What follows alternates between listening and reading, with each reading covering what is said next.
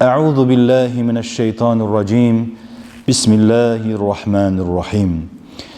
Kulillaha a'budu muhlisan lehu'd-dini. Sadakallahul azim. Ve kâlen nebiyyi sallallahu aleyhi ve sellem. İnna Allaha la yaqbalu minel ameli illa ma kana lehu halisan ve butughiya fi bihi vecehu.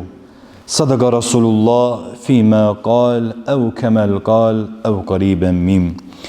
Aziz, mühterem, değerli Müslüman kardeşlerim, bu güzel cuma gününün rahmeti, mağfireti, bereketi cümlemizin ve bütün ümmeti Muhammed'in üzerine olsun. Aziz, mühterem Müslümanlar, bugünkü hutbemizin mevzusu Kur'an-ı Kerim'de bize çatdırılan inanç, gerekse kulluk ve ibadetlerle bağlı emeller, düz veya batil olduğu açıklayan temel dini ölçülerden biri olarak karşımıza çıkan ihlastır. Aziz değerli Müslümanlar, ihlas nedir? İhlasın lüğətdə temizlenmek, saflaşmak, kurtulmak mənasındaki holus, halas kökünden törənib, bir şey içine karışmış ve değerini salmış olan başka pisliklerden temizleyip saflaştırmak mənasındadır. İhlas, ibadet ve yaxşılıkları riyadan temizleyip sadece Allah için etmektir. İslam'ın iki temel kaynağı olan Kur'an-ı Kerim ve sünnede ihlas ve samimiyette büyük değer verilir ve onun tersi olan riyadan da çekindirilir.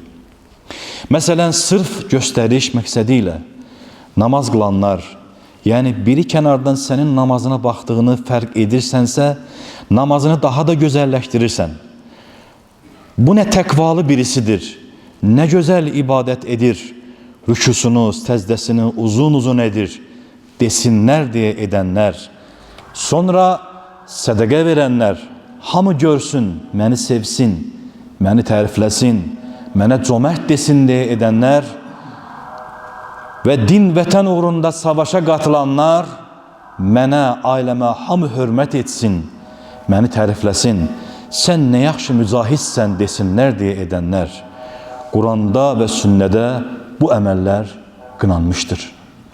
Necə ki Resulullah sallallahu aleyhi ve sellem bu cür insanların ettiği əməllərindən heç bir qarşılıq görə bilməyəcəklərini, hətta bunun öz əleyhlərinə dönəcəyini bu hadis-i şerifte beyan etmiştir. Allah Resulü sallallahu aleyhi ve sellem bir hadis-i şerifinde Allah-u Teala kıyamet gününde insanların emellerinin karşılığını verirken gösteriş için ibadet ve hayır emeller edenlere, ey yalancılar, dünyada emellerinizi gösteriş olsun diye kimin için etmiştinizse gidin karşılığını ondan isteyin. Görək alabileceksiniz mi? Şeklinde hitap ederek onları huzurundan kovacaktır. Ahmet İbn Hanbel. Başka bir hadis-i şerifte Peygamber Efendimiz sallallahu aleyhi ve sellem belə buyurur: Allah sadece samimi bir şekilde ve öz rızası için edilen emelleri kabul eder. Aziz değerli Müslüman kardeşlerim, ibadetlerin ruhu ihlastır. İhlassız emelin bende hiçbir hayır yoktur. Her şeye değer kazandıran ihlastır. Arifler çok ibadetle değil, ihlaslı ibadetle kurtuluşa çatmağın mümkün olduğunu bildirmişlerdir. İhlas imanın nişanesi, hemçinin özüdür. Sahabeden biri Resulullah sallallahu aleyhi ve selleme "Ya Resulallah, iman nedir?" sualını verdiği zaman Resulullah sallallahu aleyhi ve sellem böyle buyurmuştur: İman ihlastır. Allah Teala Kur'an-ı Kerim'de müminlere ibadetleri ederken ona şerik koşmamalarını ve muhlis olarak etmelerini isteyir.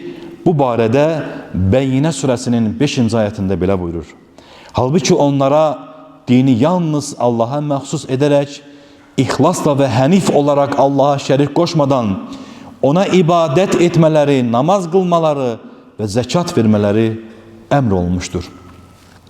Başka bir ayette ise Zümer suresinin 14. ayetinde "Men dinimi yalnız Allah'a məxsus ederek ihlasla ona ibadet edirəm" buyurmuştur. Değerli Müslümanlar, her zaman niyetlerimizi ve emellerimizi yoxlayalım. Riya karışmış niyet ve emelimiz varsa düzeltmemiz lazımdır. Şeytan bizim apaçıq düşmanımızdır. Hiçbir zaman sabah kazanmamızı da istemez. Ayet-i kerimede bu hakta da Allah Azze ve Celle Sad suresinin 82. ve 83. ayetinde belə buyurur.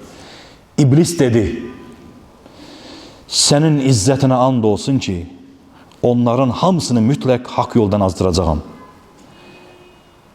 Ancak onlardan ihlaslı olanlar, senin rızan için iş görenler bundan istisnadır.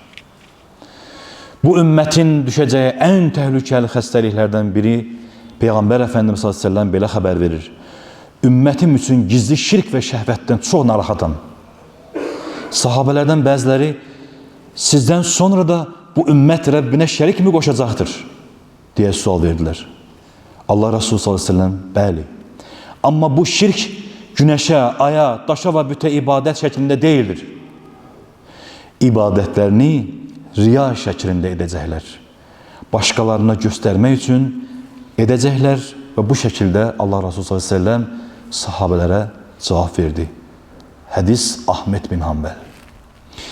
İhlas ile ibadet kişinin kul olarak yegane hedefi olmalıdır.